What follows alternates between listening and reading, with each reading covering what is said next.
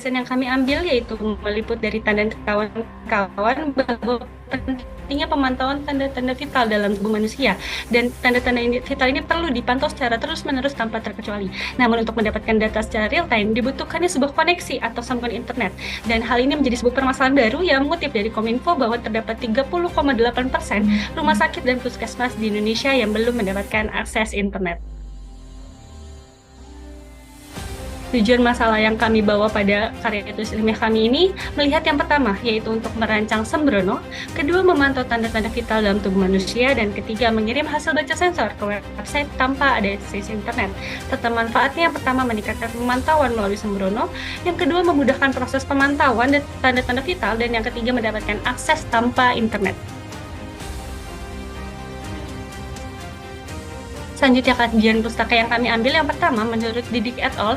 Yaitu mengenai LoRa, kedua menurut Santika et al. Mengenai sensor Max 3100, ketiga dari Imran et al. Mengenai keunggulan SP32, yang keempat dari Prasetya et al. Mengenai mikrokontrol SP32 yang dapat dihubungkan dengan sensor Max 3100, serta yang terakhir dari Simanggungsong et al. Yang mengenai desain dan implementasi sensor dengan LoRa Gateway.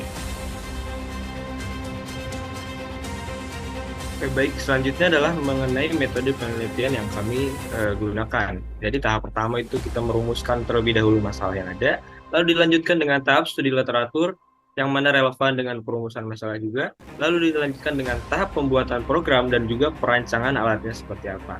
Setelah itu dilanjutkan dengan tahap pengujian alat. Nah, dari tahap ini kita lihat apakah alat ini sudah sesuai dengan tujuan awal atau tidak. Jika sudah sesuai, maka dilanjutkan dengan pengumpulan data.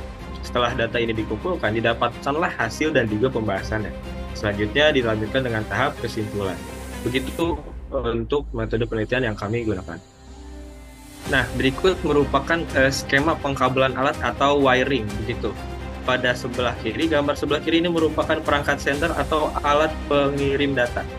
Begini skema perangkaian pengkabelan alatnya. Sebelah kanan ini adalah perangkat receiver atau alat untuk pengirim data.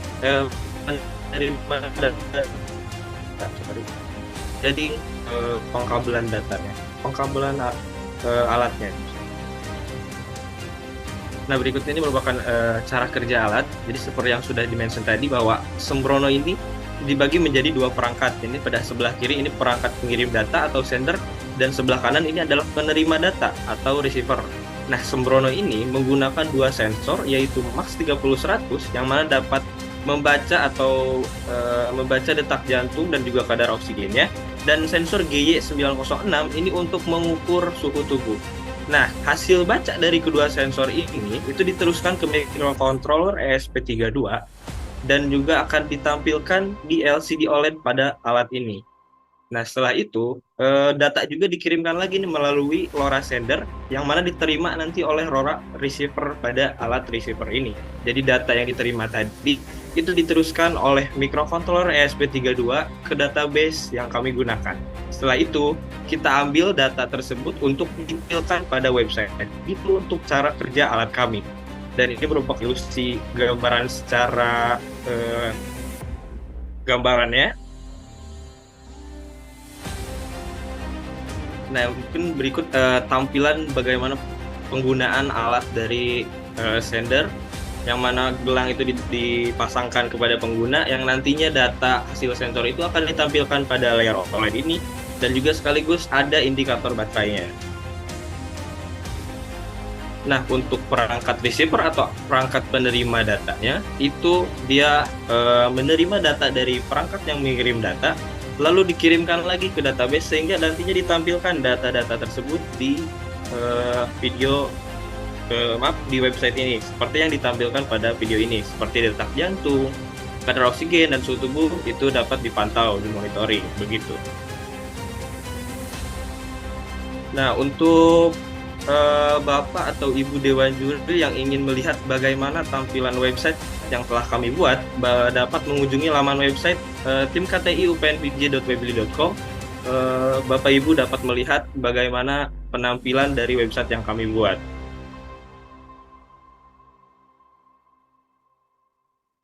Nah, selanjutnya adalah hasil dan juga pembahasan. Nah, untuk di sebelah kiri ini tampilan dari dalamnya perangkat sender, yang kanan ini adalah perangkat receiver-nya. Nah, Sembrono ini memiliki perangkat sender dan juga receiver. Gelang yang terhubung ke perangkat sender ini untuk mengukur informasi vital seperti detak jantung, kadar oksigen dalam darah, dan juga suhu tubuh yang mana dapat dipantau secara real time gitu.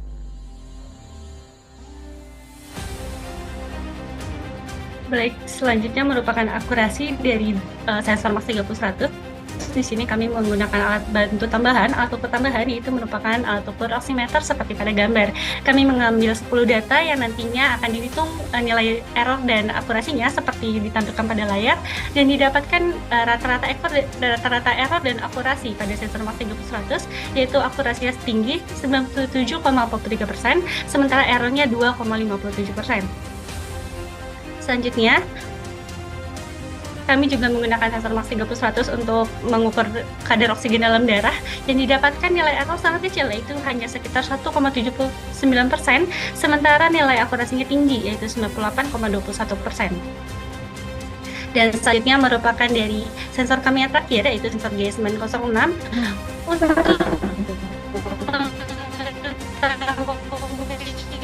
dari didapatkan nilai yang kecil, yaitu hanya 1,41%.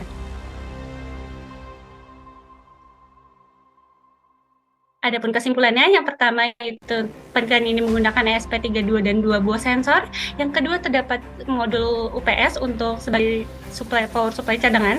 Yang ketiga, terdapat modul LoRa untuk mengirimkan dan tertinggal oleh zaman. Maka dari itu, di sini kami hadir menawarkan sebuah solusi terintegrasi melalui konsep Pentahelix Collaboration, yaitu GoFasi dan GoFarm Community atau GoFarm Community sebagai agen pemberdayaan petani edamame.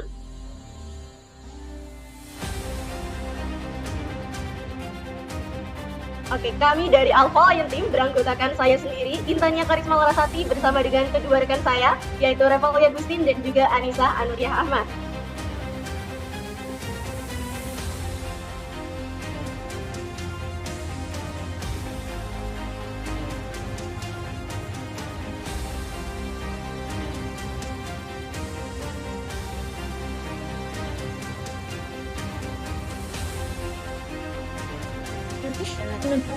Sebagai negara, Indonesia memiliki peranan penting untuk berkontribusi dalam pemenuhan kebutuhan pangan global secara berkelanjutan. Salah satu misal pertanian Indonesia adalah kedelai edamame. Edamame menjadi salah satu produk unggulan yang dimiliki oleh Indonesia dan menjadi hasil produk pertanian andalan Kota Jember. Selain itu, kedelai edamame juga memiliki banyak kandungan nutrisi yang bermanfaat bagi kesehatan, seperti kaya akan serat, antioksidan, dan juga vitamin K. Kedelai edamame Indonesia memiliki kualitas yang baik dan dapat bersaing di pasar internasional. Perlu diketahui bahwa sayuran yang dihasilkan oleh Indonesia tidak hanya memenuhi kebutuhan konsumsi masyarakat dalam negeri saja, tapi juga diekspor ke berbagai negara di belahan dunia. Hal ini menunjukkan bahwa sektor pertanian Indonesia memiliki peranan penting dalam mendukung pertumbuhan ekonomi, menyumbang pada negara. Salah satu hasil pertanian yakni edamame yang memiliki potensi ekspor besar sebagai produk pertanian unggulan Indonesia dan juga andalan di Kota Jember ini. Edamame juga terekspor ke negara-negara yang memiliki minat besar dan juga memiliki kesadaran mengenai kekayaan nutrisi serta manfaat yang terkandung dalam edamame, seperti Jepang dan juga negara-negara di Eropa. Minat dari negara tersebut buktikan dengan banyaknya ekspor sebanyak 80% edamame dari Kota Jember. Next.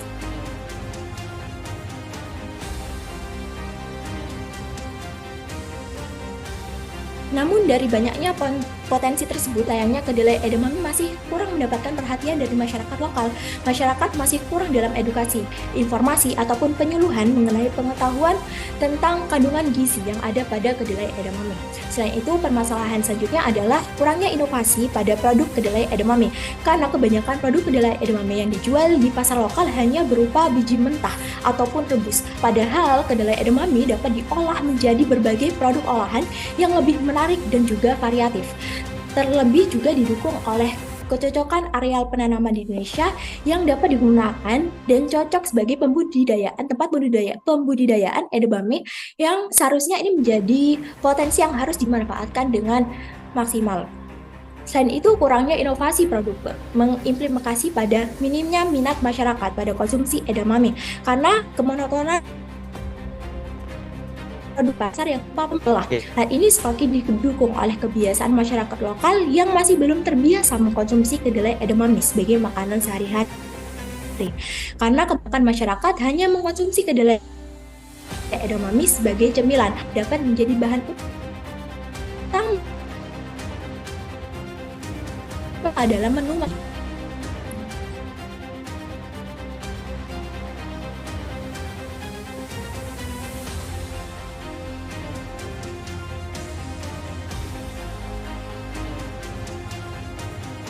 Maka kami mengusul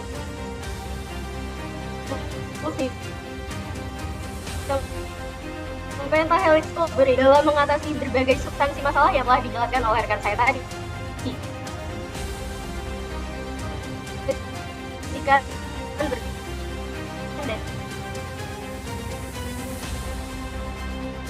pemerintah biar optimalisasi potensi ekonomi dari kami itu sendiri.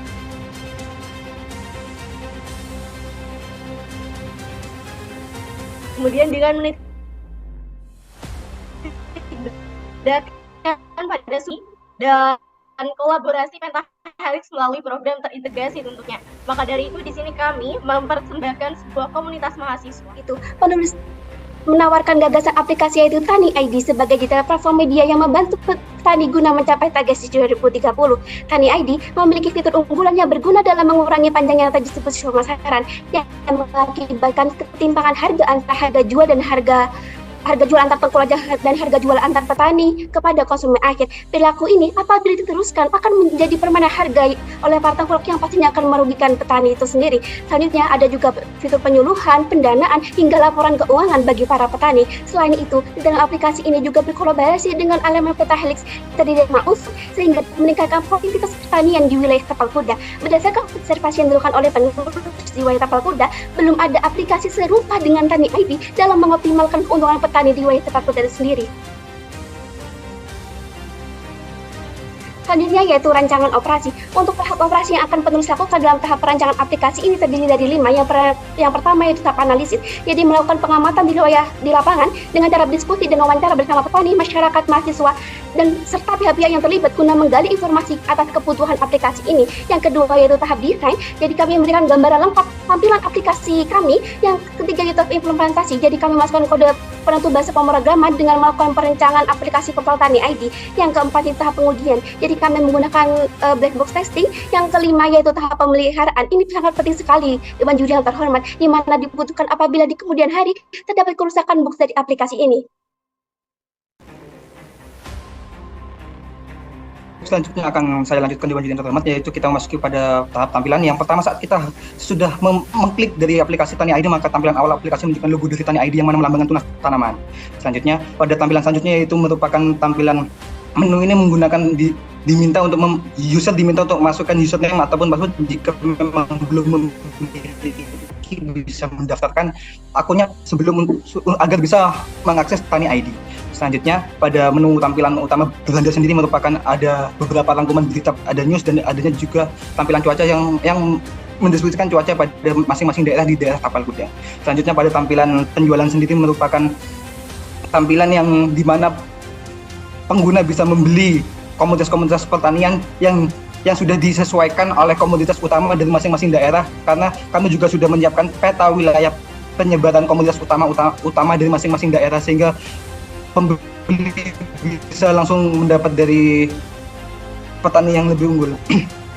Selanjutnya, pada menu news sendiri merupakan menu rangkuman berita yang ada pada daerah Tapal Kuda sehingga petani bisa meningkatkan literasi dan bisa meningkatkan inovasi dalam pengelolaan hasil komoditas pertaniannya. Selanjutnya, pada menu user sendiri ini merupakan ada beberapa submenu yang digunakan untuk mengatur akun. Salah satunya ini nanti adanya pemilihan user sebagai petani, pengguna biasa, ataupun penyuluh yang memiliki beberapa perbedaan aplikasi nantinya.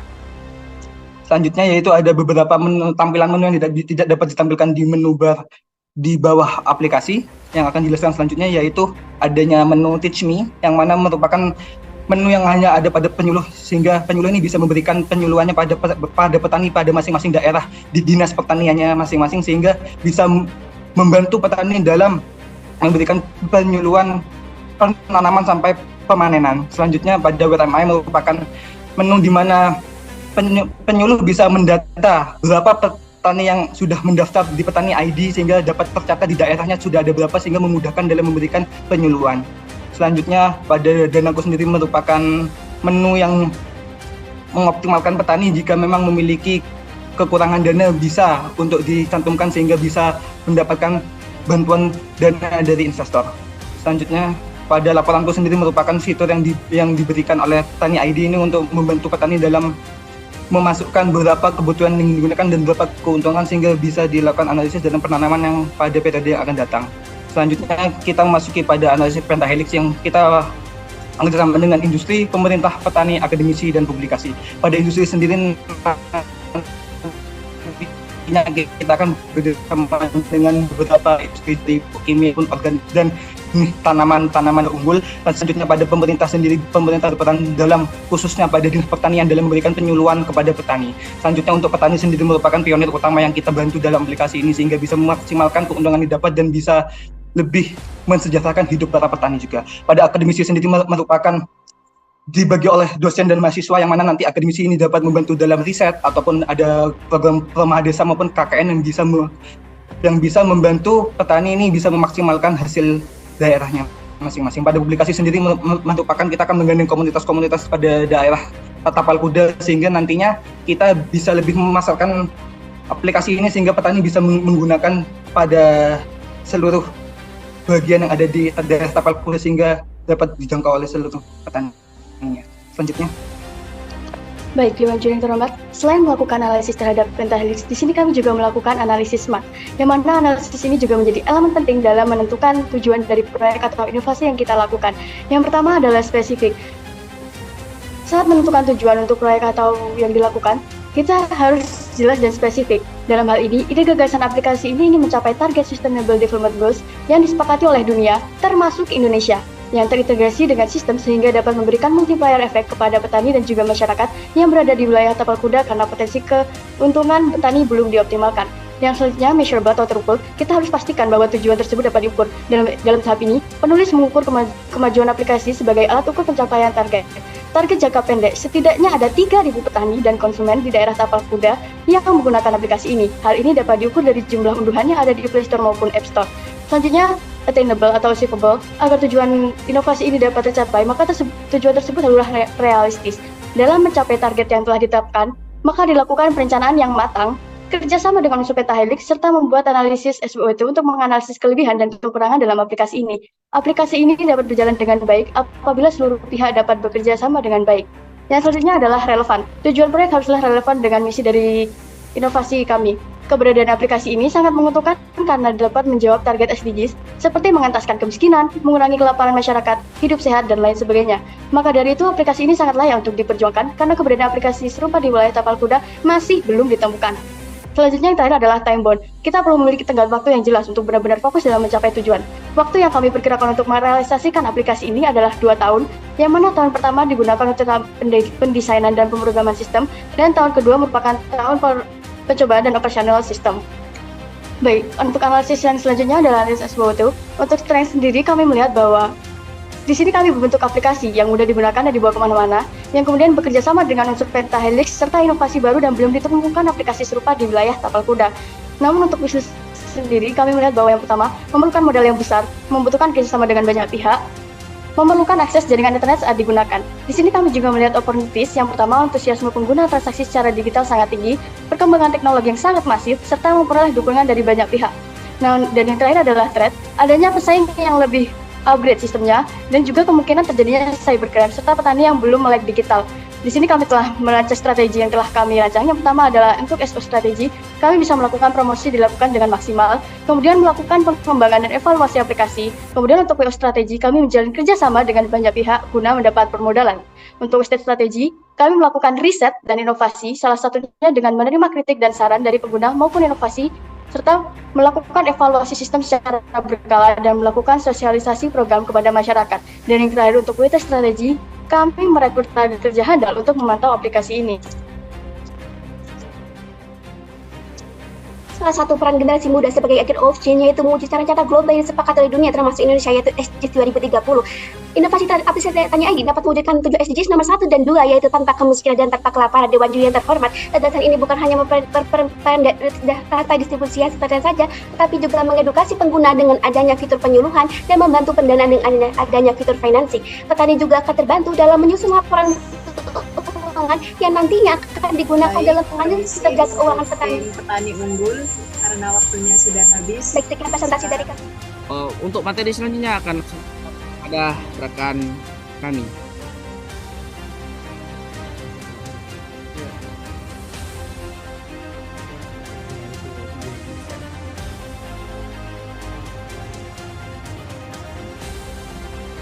Permasalahan stunting di Indonesia menjadi masalah bersama yang perlu diperhatikan karena menyangkut masa depan penerus bangsa.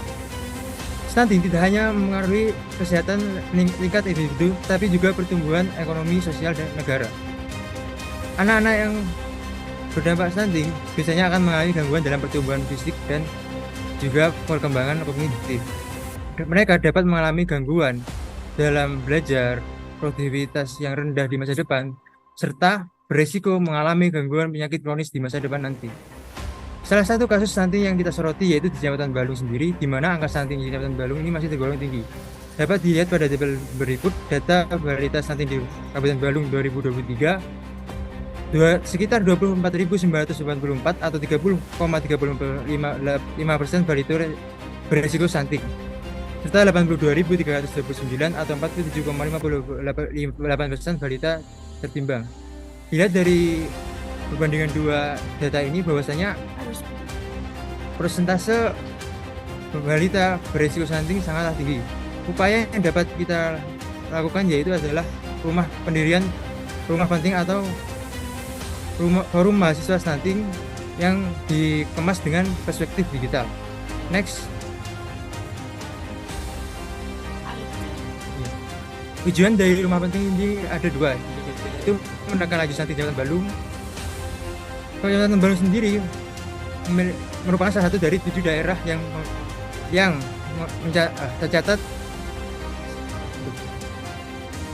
Kecamatan Balung sendiri merupakan salah satu dari 7 daerah di Kabupaten Jember sendiri yang memiliki catatan kasus stunting tinggi. Hal ini diakibatkan oleh pola asuh, pola makan, serta sanitasi yang buruk. Next. Baik, sekarang saya akan membahas mengenai logo dan seragam dari rumah penting ini. Nah, dapat kita lihat bahwa di sini terdapat dominasi antara warna kuning dan warna hijau di logo dan seragamnya ya. Nah, di sini kami dapat memaknainya. Yang pertama itu warna kuning. Warna kuning ini kami maknai sebagai ketulusan, yakni kami tulus untuk membantu masyarakat Balung dalam mencegah kasus stunting ini. Yang kedua adalah warna hijau. Warna hijau kami maknai sebagai kesuburan, yang mana kami ingin membantu masyarakat Balung dalam meningkatkan perekonomiannya dan menyehatkan generasi mudanya. Boleh tolong di next selanjutnya, Kak? Nah, di sini terdapat struktur pembagian kerja. Yang pertama itu adalah Bapak Maftuhanur selaku pihak camat yang akan menjadi perantara atau penghubung antara kami dengan masyarakat Balung. Yang kemudian ada Nurholik Aziz selaku ketua, yakni untuk mengorganisir seluruh program-program yang ada di rumah penting ini. Kemudian terdapat ketua dari masing-masing program dan jajarannya yakni berupa staf-staf. Nah, di rumah penting ini terdapat 3 program. Yang pertama itu adalah program sosialisasi, yang kedua adalah program bank sampah, dan yang terakhir adalah program wirausaha. Boleh next selanjutnya. Nah, kita masuk ke yang pertama yaitu program sosialisasi. Nah, program sosialisasi ini akan ditujukan untuk memudahkan dari program-program selanjutnya. Yang pertama itu adalah penyampaian materi. Nah, penyampaian materi terkait stunting akan disampaikan setiap 2 minggu sekali. Nah, di sini menggunakan media seperti PowerPoint dan animasi. Nah, dengan begitu, audiens itu tidak akan merasa bosan ketika mendengarkan materi. Yang kedua adalah fun games. Nah, fun game ini ditujukan untuk mencairkan suasana. Jadi setelah ada penyampaian materi, maka akan ada kuis atau semacamnya yang bagi siapa yang benar menjawabnya akan mendapatkan hadiah berupa sembako atau kebutuhan bayi lainnya seperti susu. Next. Kemudian ada program bank sampah. Nah, sampah ini merupakan masalah krusial karena lingkungan juga menjadi salah satu faktor dalam resiko kasus stunting ini. Yang pertama itu adalah busting, bank for stunting. Jadi di busting ini kami mengajak masyarakat untuk mengumpulkan sampahnya di desa, kemudian sampah-sampah tersebut akan kami jual kembali ke pengepul, yakni di TPA Pakusari. Kemudian hasil penjualannya akan kami berikan ke Posyandu, yang Posyandu akan memberikan kebutuhan makanan atau minuman sehat untuk balita atau masyarakat Balung. Kemudian yang kedua adalah 1 botol 1 kebutuhan. Jadi untuk mengambil dari makanan atau minuman sehat tersebut, masyarakat Balung harus menukarkannya dengan 1 botol. Dengan begitu, sampah di masyarakat Balung akan berkurang dan kebutuhan masyarakat Balung akan terpenuhi. Nah, program ini juga akan dilaksanakan setiap 1 minggu sekali. Selanjutnya akan dilanjutkan oleh rekan saya. Sekian. Baik, mengenai program kerja yang ketiga, yaitu kaitannya dengan wirausaha abon, di mana skema wirausaha ini yaitu kaitannya dengan budidaya ikan mujair yang nantinya akan diubah menjadi salah satu produk, yaitu produk abon yang berbahan dasar ikan mujair. Lalu sebetulnya tujuan utama dari adanya wirausaha yaitu ingin meningkatkan kualitas perekonomian dari masyarakat tersebut dan juga menekan angka stunting tersebut. Nantinya kami dari pihak Rumah Penting dengan bekerjasama dengan Posyandu setempat, kami akan menjaring beberapa orang yang akan bekerja di abon kami ini. Nantinya kami akan membagi beberapa kelompok dan memiliki kriteria. Orang yang bekerja memiliki kriteria di mana mereka secara perekonomian dianggap kurang mampu dan juga dan juga mereka yang memiliki anak usia dini atau anak balita. Nantinya kami akan bagi 3 kelompok seperti yang sudah kami katakan. Kelompok pertama akan terdiri dari bapak-bapak yang tugasnya ialah budidaya ikan mujair tadi. Kemudian kelompok kedua terdiri dari ibu-ibu yang tugasnya pada sektor industri, mengubah ikan mujair menjadi produk abon itu tadi. Kemudian kelompok ketiga terdiri dari bapak-bapak dan juga para remaja. Nah, tugasnya ini pada sektor penjualan atau pada sektor pemasaran. Kemudian kami juga melakukan upaya preventif di mana nanti kami akan memberikan materi bagaimana cara pembibitan, bagaimana cara pemberian pakan, panen dan lain sebagainya, serta bagaimana cara mengubah ikan mujair tadi menjadi salah satu produk itu. Dan juga kami akan memberikan materi seputar cara membranding produk, bagaimana cara memasarkan produk, bagaimana cara menjual yang produk efisien dan yang efektif. Kemudian terkait skema pembagian hasilnya kami tetapkan 30-70, di mana 30% nantinya akan masuk kepada kas Posyandu yang nanti tujuannya untuk membeli bahan-bahan atau obat-obatan terkait anak balita itu tadi, dan 70% nantinya akan masuk kepada kas atau gaji pegawai tadi yang bekerja di wirausaha abon. Dan keluarga yang bekerja di wirausaha abon ini mereka akan mendapatkan abon setiap 1 pekan sekali atau 1 bulan sekali. Bisa next slide, Kak. Baik, ini merupakan analisis SMART-nya. Spesifiknya kami ada di Kecamatan Balung atau lebih tepatnya di Desa Balung Lor. Kemudian measurable-nya kami indikatornya penetapan 10% setiap 2 tahun. Maksudnya ini penurunan angka stuntingnya. Kemudian achievable-nya nanti kami akan melakukan sosialisasi serta perizinan dan juga pendanaan. Kemudian yang keempat, sangat relevan sekali dengan SDGs poin ketiga yaitu good health and well-being. Kemudian time base-nya, alokasi waktu target kami yaitu selama 2 tahun mulai dari perizinan kemudian sehingga implementasi dari program kerja yang kami lakukan. Bisa next slide, Kak. Ya. Baik. Penjaminan kesehatan masyarakat merupakan faktor penting dalam mencapai tujuan pembangunan berkelanjutan, terutama dalam mencapai kebutuhan sehat dan sejahtera. Tingginya angka stunting disebabkan edukasi mengenai gizi yang kurang memadai dan hambatan ekonomi dalam memenuhi kebutuhan gizi anak. Untuk itu, komunitas Rumah Penting di Kabupaten Jember mencoba melakukan upaya pencegahan stunting melalui edukasi ibu-ibu peduli pelatihan kewirausahaan. Kami berharap pemerintah terbuka dalam upaya pembentukan terhadap Rumah Penting demi Indonesia Emas 2045. Baik, terima kasih Dewan Juri yang terhormat. Sekian pemateri, sekian presentasi dari kami. Sebetulnya terdapat video yang akan kami tampilkan mengenai sosialisasi, akan tetapi karena alokasi waktu yang diberikan oleh panitia masih belum cukup. Oleh karena itu kami cukupkan sekian. Terima kasih atas perhatiannya dan mohon maaf atas segala kesalahan dan kekurangan dari kami. Sekian dari kami. Assalamualaikum warahmatullahi wabarakatuh. Rencana Desa Detektor Cerdas Pemilah Sampah berbasis Internet of Things guna menyongsong Sustainable Development Goals 2045. Suaranya nggak terdengar ya? Di saya nggak terdengar untuk pembicara pertama. Sustainable Development Goals adalah program pembangunan berkelanjutan yang merupakan komitmen baik kesejahteraan masyarakat. Sekaligus tetap melaksanakan melestarikan lingkungan. Untuk mewujudkan sustainable development goals adalah dengan mengatasi pencemaran lingkungan yang disebabkan oleh hingga mampu meningkatkan air bersih dan sanitasi yang layak bagi lingkungannya, termasuk dalam poin ke-6 tujuan utama Sustainable Development Goals. Dapat kita ketahui bahwa Indonesia terkenal sebagai salah satu negara penghasil sampah terbanyak di dunia. Hal ini sesuai dengan data NPAP pada tahun 2020, Indonesia menghasilkan sebanyak 67,8 juta ton sampah dan terus meningkat sebanyak 5% setiap tahunnya. Dan juga diperparah dengan adanya tata kelola sampah yang salah di masyarakat, seperti melalui pembuangan sampah sembarangan ke laut, tidak diolah dengan baik di TPA, dan pembakaran terbuka. Akibatnya, suhu pemanasan global meningkat dan juga menyebabkan pencemaran lingkungan, baik di darat, air maupun udara. Kemudian, rendahnya efisiensi dan akurasi pemilahan sampah konvensional menjadi penyebab meningkatnya penimbunan sampah di Indonesia. Oleh karena itu, sangat penting adanya teknologi pengelolaan sampah yang bisa dengan efektif mengatasi permasalahan sampah tersebut. Alat anggota rekan kami untuk merancang sebuah alat sampah yang diberi nama Dekra. Adapun tujuan penulis karya tulis ilmiah ini itu, mohon dialih slide-nya, Kak. Yaitu untuk mengetahui komponen dan mekanisme kerja alat Dekra sehingga dapat mengurangi pencemaran sampah. Kemudian dapat secara efektif mengoptimalkan dan sampah guna mencapai sustainable development goals. Baik, penjelasan selanjutnya akan menjelaskan ini Kurniati. Baik, terima kasih atas kesempatan yang telah diberikan kepada saya. Langsung saja, metode penelitian yang kami lakukan melalui beberapa tahapan, yaitu tahap pertama adalah teknik pengumpulan data. Kami menggunakan metode analisis kualitatif, yaitu dengan literatur yang kami peroleh dari buku dan juga jurnal ilmiah.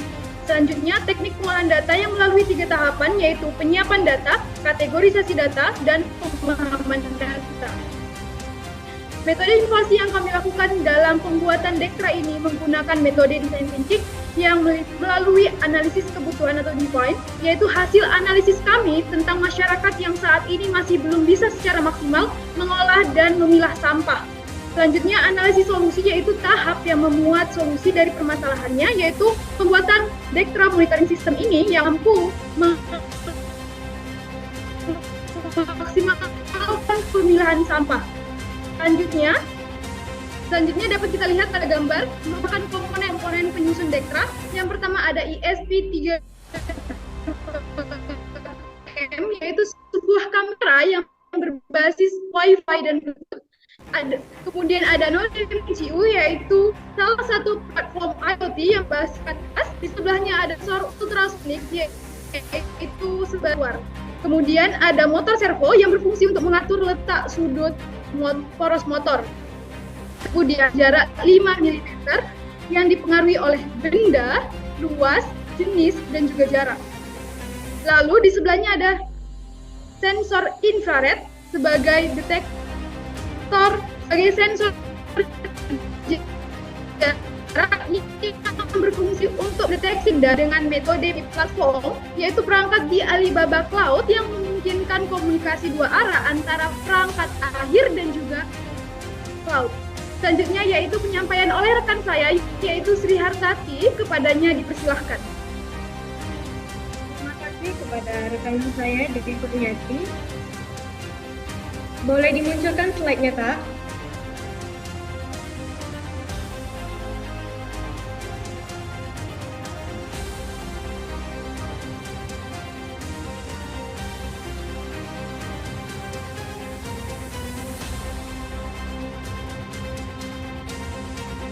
Slide selanjutnya, oke baiklah. Dapat dilihat di layar, ini adalah tampilan dari desain Dekra. Nah, Dekra ini merupakan alat pemilah sampah berbasis Internet of Things secara otomatis, membantu memudahkan aktivitas manusia dalam proses pemilihan sampah. Boleh di slide lagi ke slide selanjutnya. Slide selanjutnya, Kak. Selanjutnya lagi. Baik. Dapat dilihat pada gambar 1, cara kerja Dektra yaitu dimulai dari sensor proximity yang akan membaca objek, apakah objek tersebut organik atau anorganik.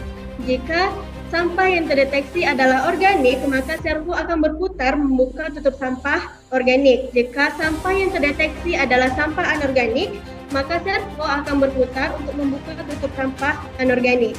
Adapun sistem notifikasinya dapat dilihat pada gambar 2, yaitu yang dimulai dengan sensor ultrasonik yang akan membaca apakah sampah di dalam tong sampah itu sudah penuh atau belum. Dapat diketahui jika node MCU itu harus terhubung ke sumber tegangan seperti lithium polymer battery.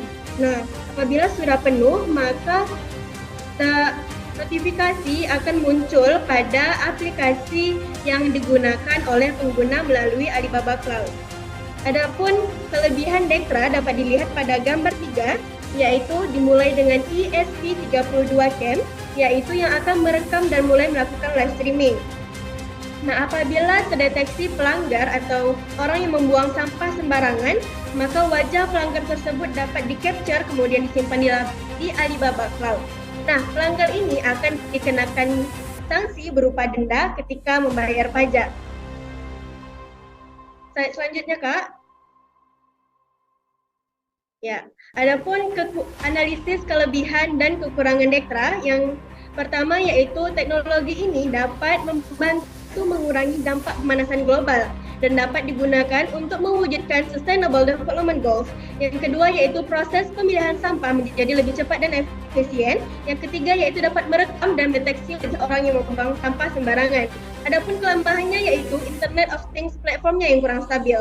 Peluangnya, adanya peluang untuk menjadi market leader karena produk sejenis kurang di pasaran. Ancamannya yaitu kurangnya pengetahuan, informasi, dan kemauan dari masyarakat untuk menerima kemajuan teknologi. Berdasarkan analisis kelebihan dan kekurangan di atas, maka dapat ditarik solusi sebagai berikut. Yang pertama, kebersihan, jawatan lingkungan hidup, kantor catatan sipil, Alibaba Indonesia, pemerintah daerah, dan kementerian bekerja sama dengan baik mengenai pengadaan alat. Yang kedua yaitu meminta dukungan moral dan material dari masyarakat. Yang ketiga yaitu melakukan sosialisasi menjelaskan alat kepada lembaga pemerintahan guna menciptakan pengetahuan yang cukup dan kebijakan antar lembaga.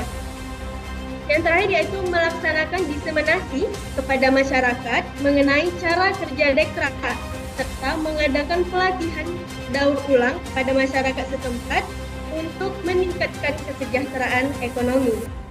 Dari pemaparan di atas dapat dilanjutkan bahwa Dektra adalah sebuah sampah yang dapat memudahkan manusia dalam proses penyelamatan yang dilakukan baik itu sampah plastik, bata, program berbasis internet. Cara Dektra ini menjadi salah satu